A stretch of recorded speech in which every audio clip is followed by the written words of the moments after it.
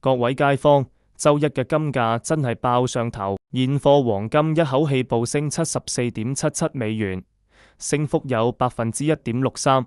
最終收報4671.78美元，仲升到4690.92美元嘅歷史新高，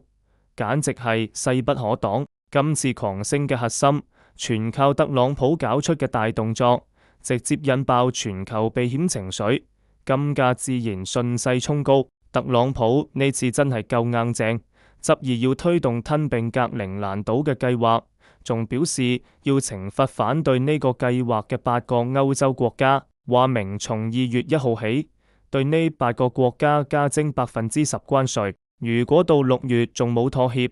關稅仲要進一步加到25%，呢招簡直係先禮後兵。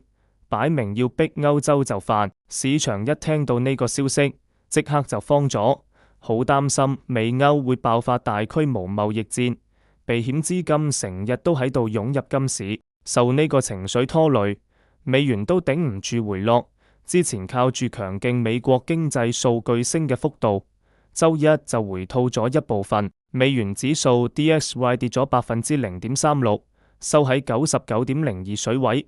美元一弱，以美元計價嘅黃金吸引力就更加大。當然啦，歐洲方面都唔會坐以待斃。呢8個歐洲國家1月18號已經發表聯合聲明，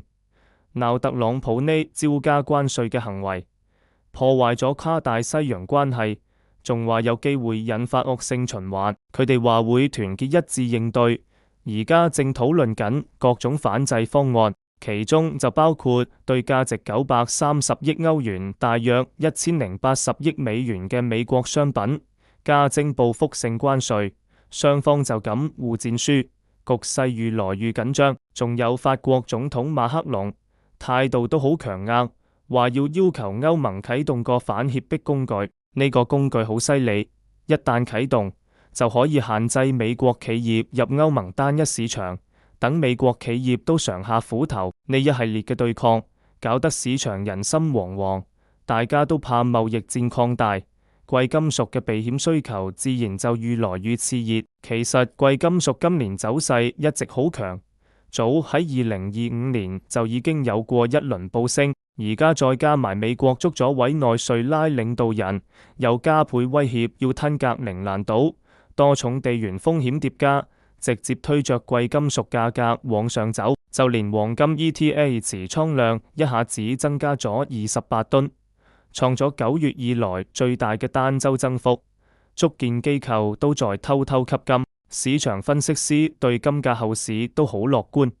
花旗集團更加大膽預測，表示金價會喺3個月內衝到5000美元，呢個目標確實好吸引。